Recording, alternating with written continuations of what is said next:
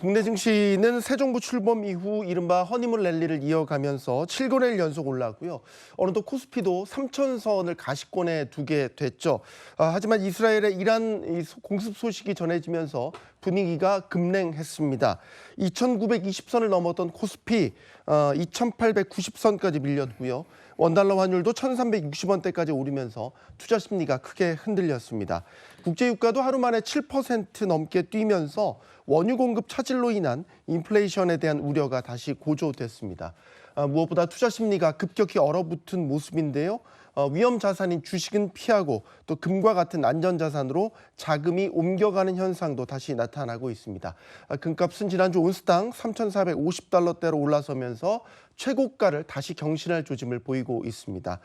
국내 증시는 여전히 새 정부 출범 기대감이 살아있기는 하지만 중동 사태가 점차 격화되고 있기 때문에 이번 주 증시 향방은 이 중동 사태에 따라 좌지우지될 가능성이 높아 보입니다.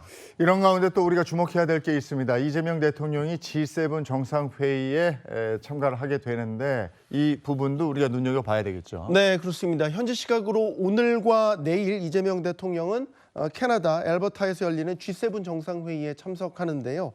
역대 대통령들 가운데 가장 빨리 외교 무대에 데뷔하는 대한민국 대통령이 됐죠.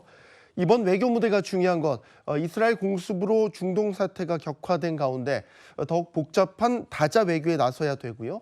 또 한미, 한일, 양자회담 가능성도 열려 있기 때문입니다.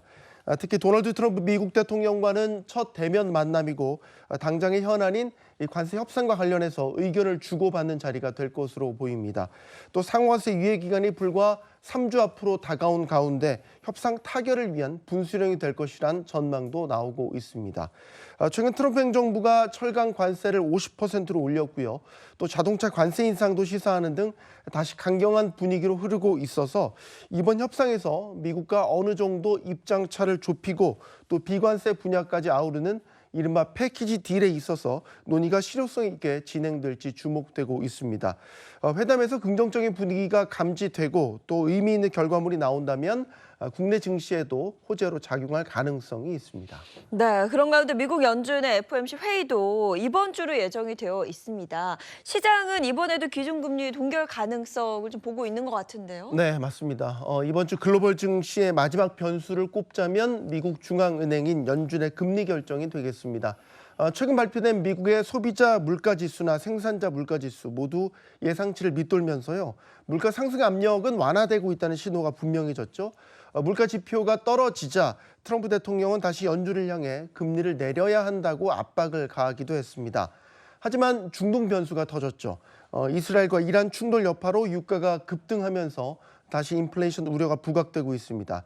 그렇다면 연준 입장에서는 더욱 금리 인하에 신중한 입장을 나타낼 수 있습니다. 하반기 금리 인하 시점도 뒤로 밀릴 수가 있겠고요. 미국 연준이 금리 인하 시점을 계속 늦춘다면 이는 신흥국 증시의 자금 흐름에도 영향을 미치기 때문에 우리 증시에도 직접적인 변수가 될 수 있겠습니다. 지정학적 리스크, 유가 불안, 또 경기 둔화 우려까지 얽힌 상황에서 연준이 어떤 균형 감각을 보여줄지가 이번 주 글로벌 시장 흐름을 좌우하게 될 핵심 변수가 될 것으로 보입니다.